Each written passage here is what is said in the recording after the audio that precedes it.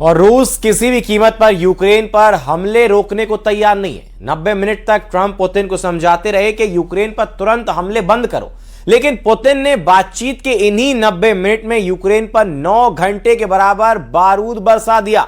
इधर ज़ेलेंस्की चीख रहे हैं कि अगर जल्द ही उन्हें पैट्रियट मिसाइलें नहीं मिली तो पुतिन पूरे यूक्रेन को तबाह कर डालेंगे।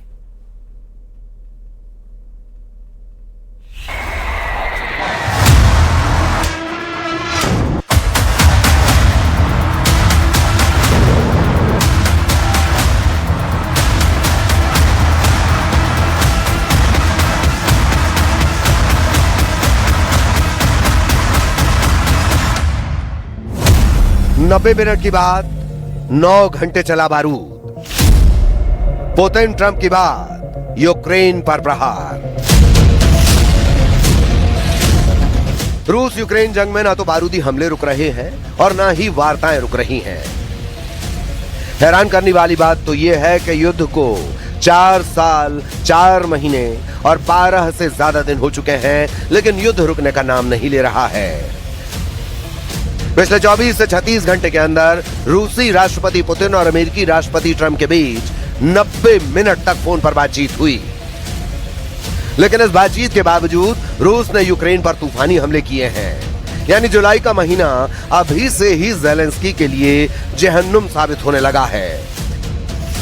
इधर 7 जुलाई से तुर्की की राजधानी अंकारा में नेटो का 2 दिन का सम्मेलन होने जा रहा है, जिसमें दावा किया जा रहा है कि रूस को घेरने के लिए नेटो कुछ बड़े फैसले ले सकता है। हम आपको सबसे पहले यह दिखाते हैं कि रूस ने जिस तरह से ट्रंप से बातचीत के दौरान ही यूक्रेन पर हमले किए हैं, उसका सबसे ज्यादा असर अब जमीन पर दिखने लगा है।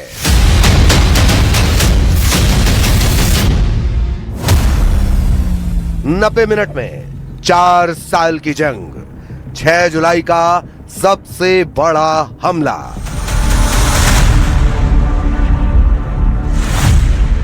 अंधेरे में डूबा कीव शहर और अचानक आसमान में लाल और पीले रंग की चमकती रोशनी साबित कर रही है कि जुलाई का महीना ज़ेलेंस्की के यूक्रेन के लिए जहन्नुम साबित होने लगा है। रूसी रक्षा मंत्रालय ने दावा किया कि उन्होंने यूक्रेन के सैन्य बुनियादी ढांचे और ड्रोन कारखानों को निशाना बनाया, लेकिन जमीनी हकीकत कुछ और ही बयां कर रही थी। मलबे के नीचे दबे आम नागरिक और ढह चुकी बहुमंजिला इमारतें रूस के सटीक हमलों के दावों पर सवाल उठा रही हैं। रूस ने कीव को निशाना बनाते हुए मिसाइलों और ड्रोन का एक बड़ा और संयुक्त हमला किया है। इसमें बैलिस्टिक मिसाइलें, क्रूज मिसाइलें और बड़ी संख्या में अटैक और डिकॉय ड्रोन का इस्तेमाल किया गया। आधिकारिक रिपोर्टों के अनुसार हमले में अब तक कम से कम 10 से 14 लोगों की मौत की पुष्टि हो चुकी है और 45 से 60 लोग घायल हुए हैं। रिहायशी इमारतों को सीधा निशाना बनाया गया है। रूसी हमले में दर्जनों क्रूज मिसाइलें, 29 बैलिस्टिक मिसाइलें जैसे स्कंदर और किंजल और सैकड़ों सुइसाइड ड्रोन का इस्तेमाल किया गया है। रूस की वायुसेना ने माना कि रूस की सभी 29 बैलिस्टिक मिसाइलें अपने लक्ष्यों पर सटीक लगीं। यूक्रेन के पास उन्हें रोकने के लिए पैट्रियट इंटरसेप्टर मिसाइलों की भारी कमी हो चुकी है। रूसी रक्षा मंत्रालय ने दावा किया कि उनके हमले का लक्ष्य कीव में हथियार बनाने वाले कारखाने और सैन्य बुनियादी ढांचा था, जहां ड्रोन, बख्तरबंद वाहन और मिसाइल मरम्मत के काम होते हैं, जिससे कीव के पोडिल्स्की और डार्निट्सिया जिलों में बहुमंजिला इमारतें तबाह हो गई हैं। यह हमला राष्ट्रपति ज़ेलेंस्की की उस चेतावनी के कुछ ही घंटों बाद हुआ जिसमें उन्होंने एक बड़े हमले की आशंका जताई थी। यह पिछले 4 दिनों में कीव पर हुआ दूसरा बड़ा हमला है। यूक्रेन के राष्ट्रपति ज़ेलेंस्की ने एक बार फिर पश्चिमी देशों से अपनी एयर डिफेंस सिस्टम, विशेष रूप से पैट्रियट मिसाइलों की आपूर्ति को तेज करने की अपील की है।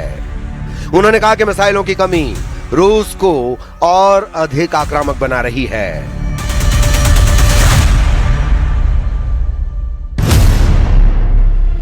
पुतिन ट्रंप की 90 मिनट बाद ज़ेलेंस्की को नहीं बचा पाएंगे ट्रंप। यूक्रेन पर रूस की भीषण बमबारी के पीछे की सबसे बड़ी कूटनीतिक हलचल अमेरिका के स्वतंत्रता दिवस यानी 4 जुलाई को हुई थी। इसका डिटेल 6 जुलाई को दुनिया के सामने आए।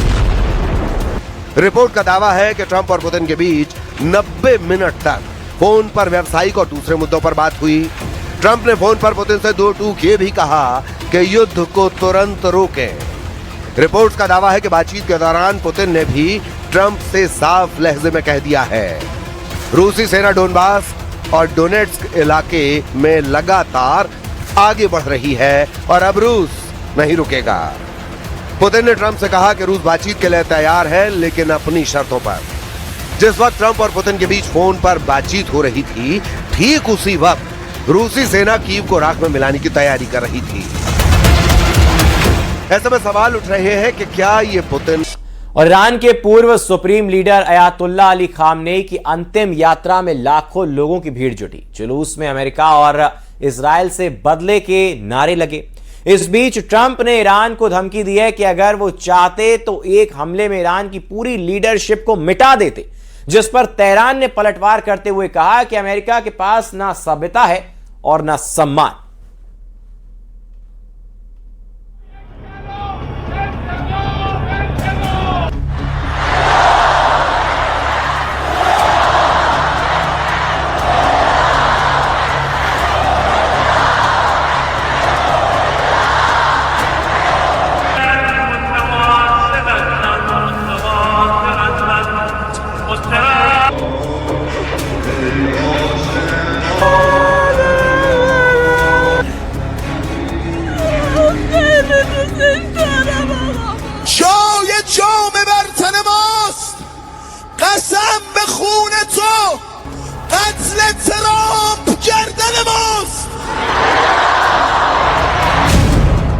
तेहरान, जहां सुप्रीम लीडर अली खामेनेई की शोक यात्रा महज धार्मिक रस्म नहीं, बल्कि अमेरिका और इजराइल के खिलाफ गुस्से का सबसे बड़ा मंच बन गया।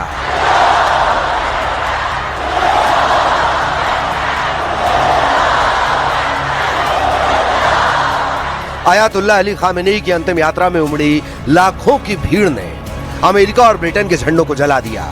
भीड़ के हाथों में ऐसे पोस्ट दिखे जिस पे लिखा था There will be blood, मतलब वहां खून तो होगा। ट्रंप, जेडी वेंस और नेतन्याहू की तस्वीरों पर लाल सियाही से क्रॉस के निशान लगे थे।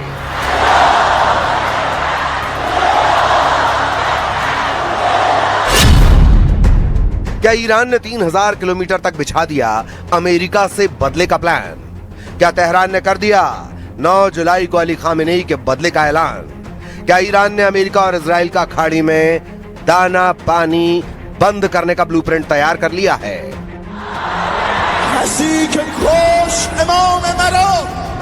हाथों में लाल झंडे, बदले का शोर, लाखों की भीड़ और 3000 किलोमीटर लंबी शोक यात्रा के जरिए तेहरान ने अमेरिका और इजराइल के साथ ही सऊदी अरब और खाड़ी के दूसरे देशों को दिखा दिया है कि वो अकेला नहीं है। पूरा ईरान सभी पर भारी है।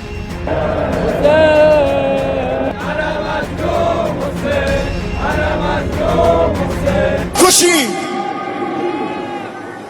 که ننگ ماست اگر قاتل تو را نکشیم از این به بعد کفن جای جام بر تن ماست قسم به خون تو قتل ترامپ گردن ماست। तेहरान की सड़कों पर उमड़ी भीड़ ने सिर्फ अपने सर्वोच्च नेता को श्रद्धांजलि नहीं दी, बल्कि एक राजनीतिक संदेश भी दिया। जंग के बाद पहली बार ईरान की राजधानी तेहरान में इतने बड़े पैमाने पर जुटी भीड़ ने संदेश देने की कोशिश की कि ईरान की एकजुटता को कोई तोड़ नहीं सकता। यही वजह है कि अब दुनिया की निगाहें सिर्फ तेहरान पर नहीं, बल्कि वॉशिंगटन, तेल अवीव और पूरे खाड़ी पर टिक गई हैं। क्योंकि सवाल सिर्फ सुप्रीम लीडर की शोक यात्रा का नहीं है, सवाल है कि क्या तेहरान का शक्ति प्रदर्शन आगे किसी नई कूटनीति या सैन्य टकराव की भूमिका बनेगा।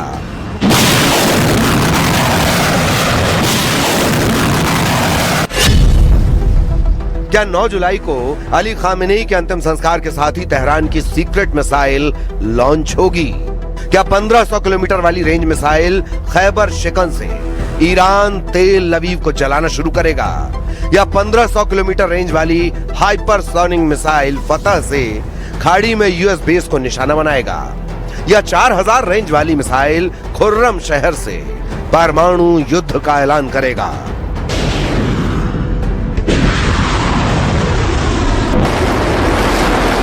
ऐसे तेहरान पहले ही जंग की चेतावनी दे चुका है।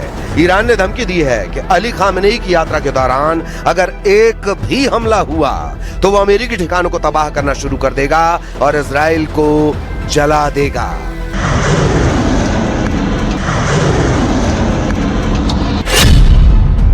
अली खामेनेई की अंतिम यात्रा में जुटी भीड़ ने अमेरिका से बदले का संदेश लिखा, लेकिन सबसे दिलचस्प तस्वीर ब्लैक बोर्ड पर लिखा एटॉमिक बॉम्ब शब्द था। तो क्या ईरान ने अमेरिका और इजराइल से बदला लेने के लिए कोई परमाणु प्लान तैयार कर लिया है? क्या ईरान ने अमेरिका और इजराइल की ख्वाहिशों के उलट एटम बम बना लिया है? واقعا این مراسم از دل و جون اومدم و نه به تیپ هم ربطی داره نه به قیافه به هیچی. از دل و جون واقعا اومدم و واقعا از دل و جونم ناراحتم. یک روزی اگه فرزندم از من بپرسه که تو چنین روزی کجا بودی، خجالت نکشم بگم خونه نشسته بودم از قاب تلویزیون میدیدم، بگم وسط این مردم داشتم به سر و سینم میزدم برای عزاداری آقا. مهمترین ویژگی رهبرم به نظرم اقتدارشون بود، واقعا مقتدر بود. ईरान से अमेरिका और इजराइल की लड़ाई परमाणु प्रोग्राम पर हुए टकराव के बाद ही शुरू हुई। नेतन्याहू और ट्रंप ने सबसे पहले ईरान के परमाणु ठिकाने पर ही हमला किया और जब जंग इसके आगे बढ़ी तो पूरी खाड़ी जलने लगी। अमेरिका और इजराइल को अंदाजा भी नहीं था कि तेहरान बैलिस्टिक और हाइपरसोनिक ताकत के साथ पलटवार करेगा।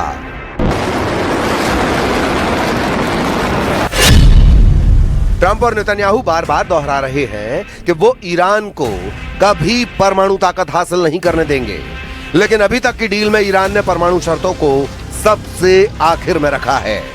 ईरान ने तो अपने परमाणु प्रोग्राम पर किसी तरह की बात करने से भी इनकार कर दिया है।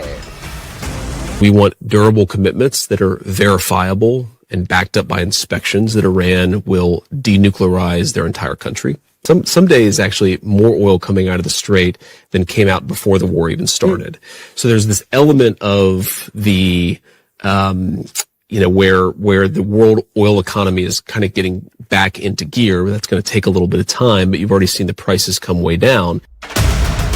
अमेरिका और ईरान के बीच जून में 14 पॉइंट पर समझौते हुए थे।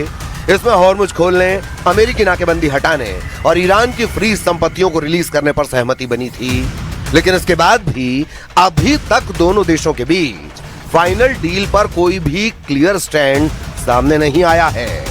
अंतिम समझौते के लिए दोनों के बीच अभी भी बातचीत जारी है। परमाणु प्रोग्राम पर अभी भी अमेरिका और ईरान में टकराव बरकरार है। तो सवाल है कि ईरान और अमेरिका में बातचीत आगे बढ़ेगी या मिडिल ईस्ट में अमेरिका और ईरान का टकराव सबसे बड़ा संकट बन जाएगा। ईरान का परमाणु मुद्दा अभी तक गर्म है। कई महीनों से मिडिल ईस्ट की राजनीति में ईरान और अमेरिकी टकराव की वजह से जंग की स्थिति बनी हुई है। ट्रंप कहते हैं कि ईरान कभी परमाणु हथियार नहीं बना पाएगा। नेतन्याहू कहते हैं कि ईरान को किसी भी कीमत पर परमाणु हथियार नहीं मिलना चाहिए।